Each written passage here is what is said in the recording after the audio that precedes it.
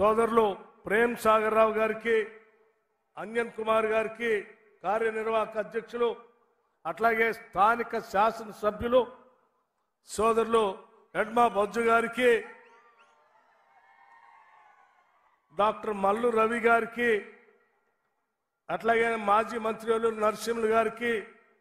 అట్లాగే సుదర్శన్ రెడ్డి గారికి, బలరాం నాయక్ గారికి, వేం నరేందర్ రెడ్డి గారికి, మరో శాసనసభ్యులు మా వేములవాడ శాసనసభ్యులు శ్రీనివాస్ గారికి, ఇంకా వేదిక మీద ఉన్నటువంటి కాంగ్రెస్ పార్టీ కార్యనిర్వాహక సభ్యులు పెద్దలు అందరికీ, అలాగే అనేక గ్రామాల నుంచి ఈ సమావేశానికి ఇక్కడ విచ్చేసినటువంటి సోదర సోదరీమణులారా, మీ అందరికి కూడా ముందుగా నా హృదయపూర్వకమైనటువంటి నమస్కారాలు తెలియజేస్తా ఉన్నాను. ఈరోజు ఈ రాష్ట్ర చరిత్రలో సువర్ణాక్షరాలతో లిఖించదగబడినటువంటి రోజుగా నేను భావిస్తా ఉన్నాను. కొట్లాడి తెచ్చుకున్న తెలంగాణ రాష్ట్రం 10 ఏళ్ల పాటు కొద్ది మంది చేతుల్లో బందీ అయి ప్రజలకి స్వేచ్ఛ లేకుండా, స్వాతంత్రం లేకుండా, హక్కులు లేకుండా ఉన్న వనరులన్నీ దోపిడీకి గురవుతా ఉంటే రాష్ట్ర కాంగ్రెస్ కమిటీ ఆలోచన చేసి ఆనాడు పిసిసి ప్రెసిడెంట్ గా నియమించబడినటువంటి శ్రీమతి సోనియా గాంధీ గారు, రాహుల్ గాంధీ గారు ఆశీస్సులతో నియమించబడినటువంటి రేవంత్ రెడ్డి గారు ఇదే ఇంద్రవల్లి దగ్గర నుంచి ఆనాడు శంఖారావం పూరించడం జరిగింది. మేము వస్తాం, ప్రజల కష్టాలు తీరుస్తామని చెప్పి ఆనాడు ఇక్కడి నుంచే పిలుపు ఇవ్వటం జరిగింది. ఇక్కడ మొదలుపెట్టినటువంటి ఆనాటి పోరాట యాత్ర అంతిమంగా ఈ రాష్ట్రంలో జరిగినటువంటి సాధారణ ఎన్నికల్లో ఇందిరమ్మ రాజ్యానికి అశేషమైనటువంటి మీ అందరి ఆశీస్సులతో అపారమైనటువంటి మెజారిటీతో ఈరోజు ఇందిరమ్మ రాజ్యం ఈరోజు రాష్ట్రంలో ప్రజాప్రభుత్వం ఏర్పడింది. ఏర్పడినటువంటి ప్రజాప్రభుత్వం ద్వారా ఇచ్చినటువంటి మాటను మర్చిపోకుండా ఇంద్రవల్లి దగ్గరకు వచ్చి అదే మేశ్రం వంశస్థులైనటువంటి నాగోబా దేవాలయం దగ్గర నుంచి ఇచ్చిన మాటను నిలబెట్టుకుంటూ ఈ ప్రాంతం నుంచి అభివృద్ధి కార్యక్రమాలకి శ్రీకారం చుట్టాలనేటువంటి ఆలోచనతో మొదలుపెట్టినటువంటి సభే ఈనాటి ఇంద్రవల్లి సభ అని కూడా ఈ సందర్భంగా మీ అందరికీ మనవి చేస్తా ఉన్నాం. అంతేకాదు ఈ ప్రాంత ప్రజల కోరికల హక్కుల కోసం ఆనాడు పోరాటం చేసిన అనేక మంది ఆదివాసీల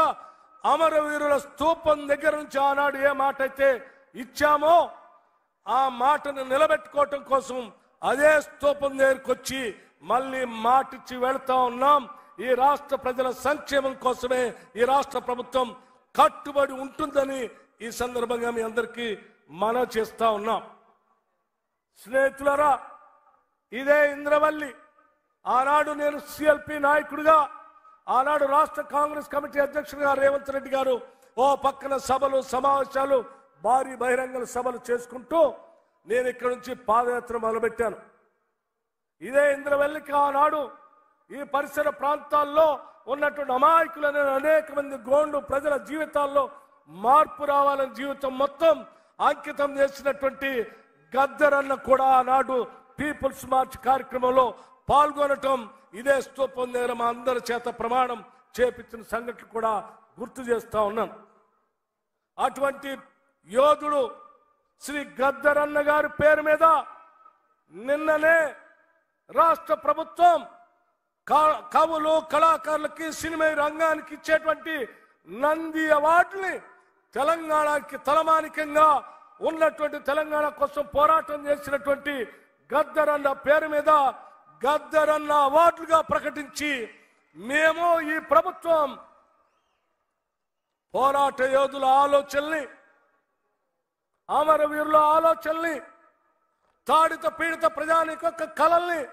నిజం చేయటం కోసం ఇందిరమ్మ రాజ్యం పనిచేస్తుందని చెప్పేటువంటి ఉదాహరణకి ఈ 2 కార్యక్రమాలుగా మీ అందరికీ చెప్తా ఉన్నాను. అదేవిధంగా ఈ ప్రాంతంలో పాదయాత్ర చేస్తున్న సందర్భంలో అనేక మంది గోండు కుటుంబాలు మా దృష్టికి తీసుకొచ్చినటువంటి ప్రధానమైనటువంటి అంశం ఐటీడీఏని పునరుద్ధరించమని, సెల్ఫ్ హెల్ప్ గ్రూప్స్ కి డబ్బులు బాగా ఇవ్వని,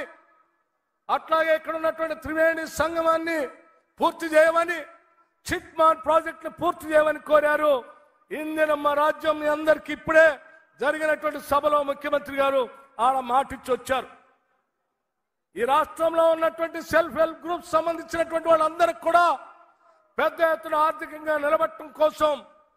కోట్లాది రూపాయలు ఇవ్వటానికి రాష్ట్ర ప్రభుత్వం కట్టుబడి ఉందని ఇప్పుడే ప్రకటించారు. మరొక్కసారి ఇక్కడ నుంచి చెప్తా ఉన్నాం,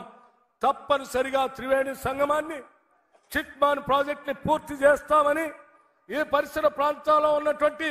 నీటి వనరులన్నిటి కూడా ఇక్కడ ఉన్నటువంటి పేద గోండు గృహాలకు అన్నిటికీ అందించే కార్యక్రమం చేపడతామని, అట్లాగే భూములకు సంబంధించిన ధరణి ద్వారా భూములు కోల్పోయిన మీ అందరికి కూడా భూములు అప్పజెప్పే కార్యక్రమానికి కూడా